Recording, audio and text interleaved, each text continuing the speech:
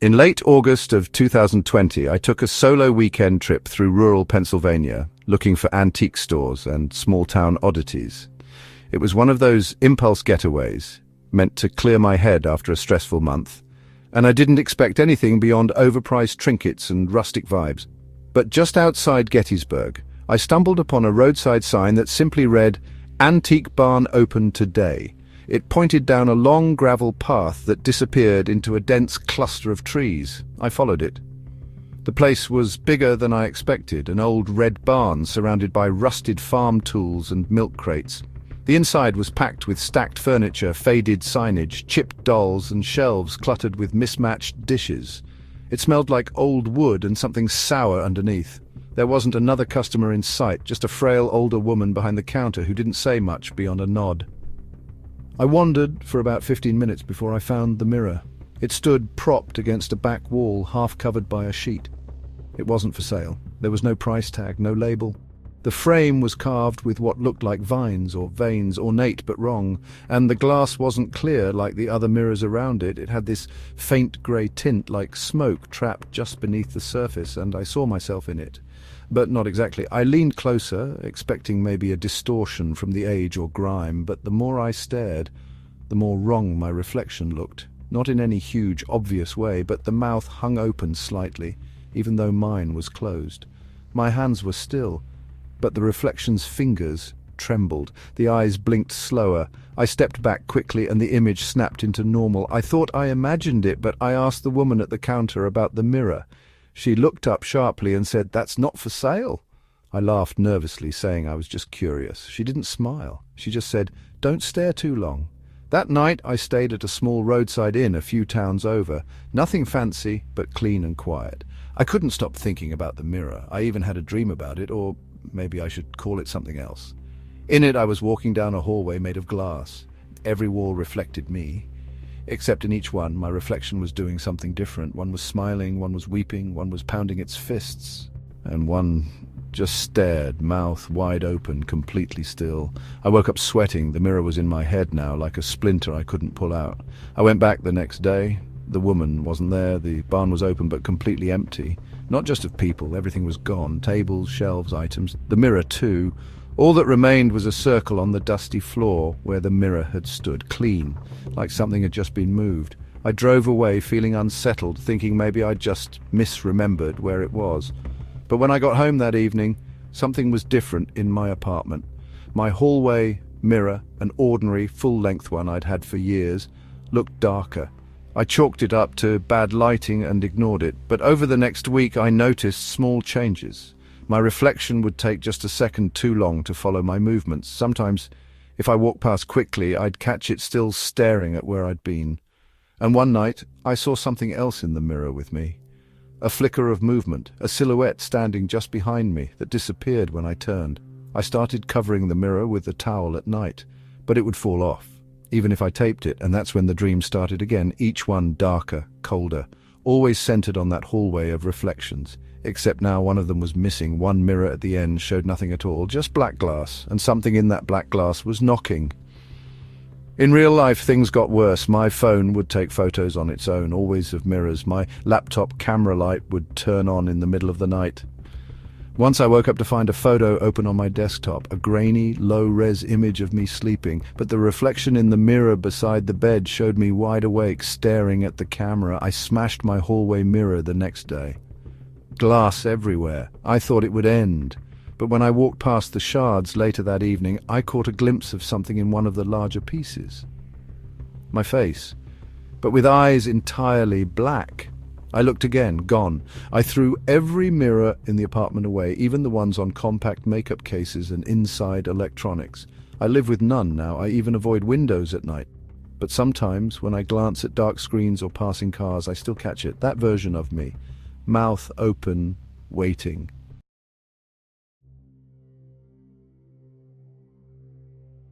In January of 2023, I moved into a rental home in a small town near Bellingham, Washington. It was a last-minute move spurred on by a job relocation, and the house was one of the few available options that didn't require a long lease.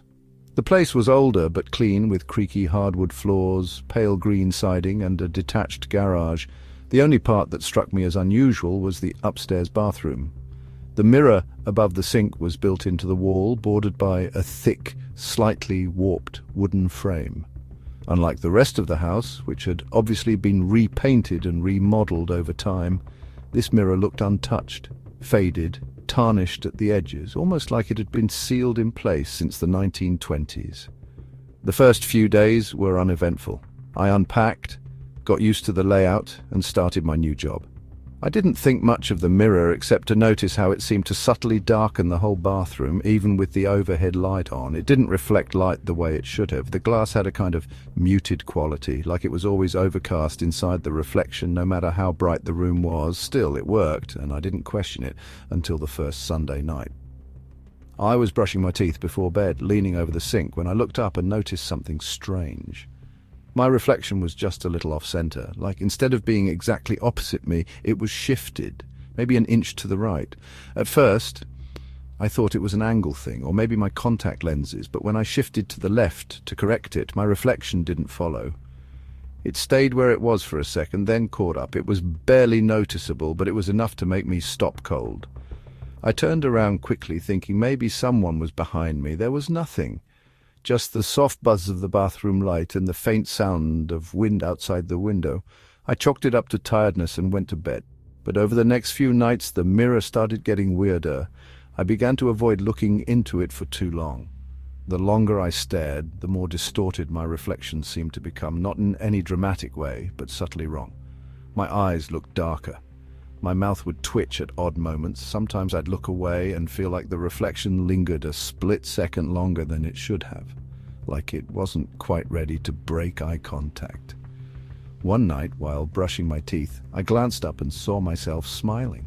But I wasn't smiling. My lips were still, but the reflection was grinning, tight, wide, almost forced. I dropped my toothbrush and backed away so fast I nearly slipped. The reflection snapped back to normal the moment I blinked. That night, I slept with the bathroom door closed. A few days later, I started hearing sounds from the bathroom. It wasn't pipes or wind. It sounded like humming, low and tuneless. I'd walk past the door and freeze because I could swear someone was humming inside. And the worst part, it always stopped the moment I touched the doorknob. Then came the knocking. One morning around 4 a.m., I woke up to what sounded like a single knock, then silence, then another. I thought it was someone at the front door, but as I sat up in bed, I realized the sound was coming from the bathroom. 3 slow knocks. I didn't open the door, I didn't move. Eventually, it stopped. I taped a towel over the mirror that day, but by the next morning, it had fallen down. When I picked it up, I saw smudges on the mirror surface, handprints, not mine. They were too long, the fingers narrow and wrong, like someone had pressed their hands from the other side of the glass. I tried to talk to the landlord, asked about the mirror, if it had any history. He just laughed and said the previous tenant broke their lease early but never mentioned why. He told me if I really hated the mirror, I could cover it or hang something else over it. I decided to record it instead. That night I set up my phone on a small tripod across from the mirror and hit record before going to sleep. I woke up the next morning to find the phone face down on the tile floor, screen cracked. The footage was corrupted, except for the first few minutes. In those minutes, nothing happened.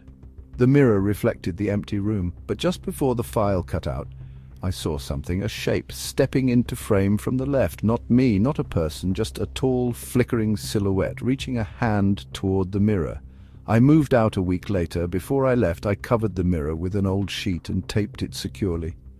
As I was locking the door for the last time, I looked up the stairs toward the bathroom. The door was open, and the sheet was gone. I didn't go back up. But in the back of my car, when I checked the rear-view mirror, I saw something just for a split second, my reflection. But the mouth was open, and something else was moving behind my eyes.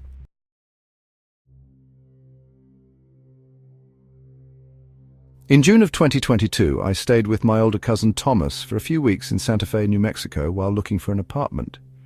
He had a 2-story adobe-style house just outside the city, quiet and a little isolated, with a view of the desert that stretched for miles. The place had a warm, peaceful feel, and I was grateful for the break.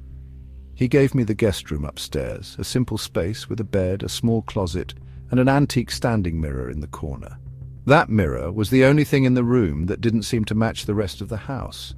It had a jet black frame, oddly cold to the touch, with thin vertical carvings running along the edges like tally marks. It wasn't dusty or old-looking, just off.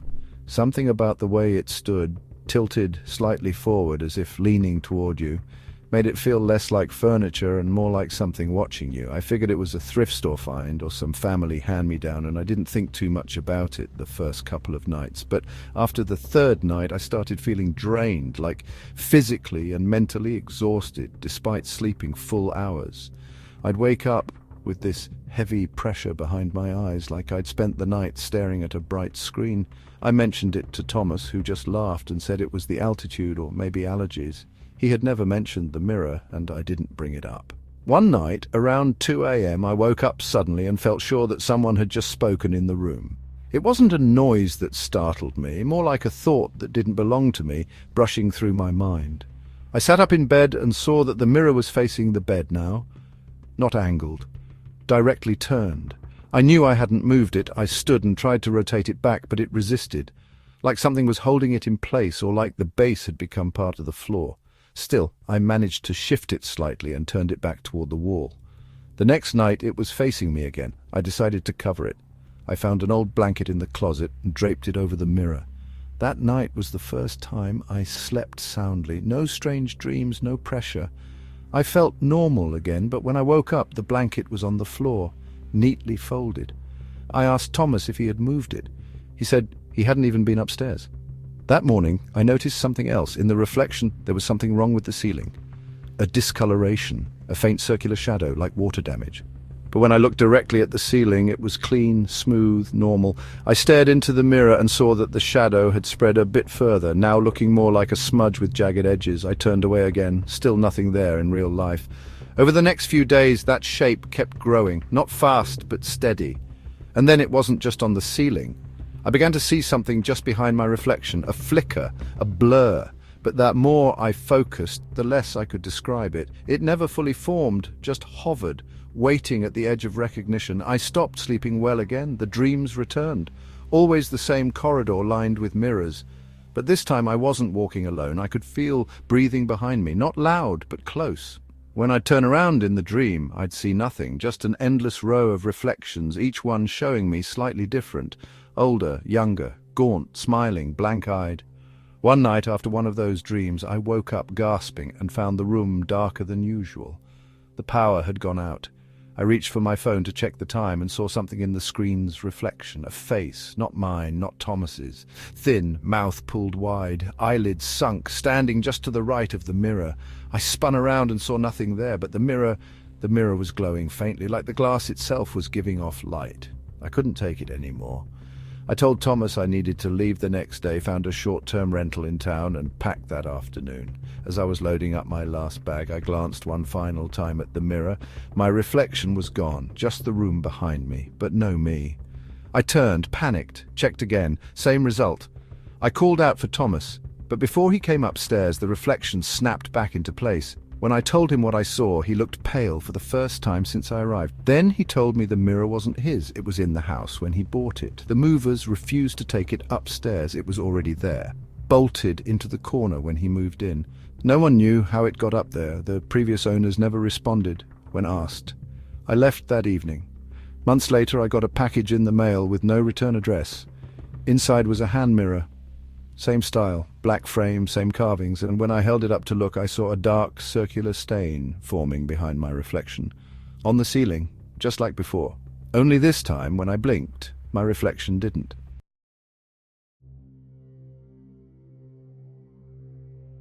If these haunted mirror stories left you questioning your own reflection, you're not alone. Don't forget to like, share, subscribe, and hit the bell icon, because sometimes what looks back at you isn't really you.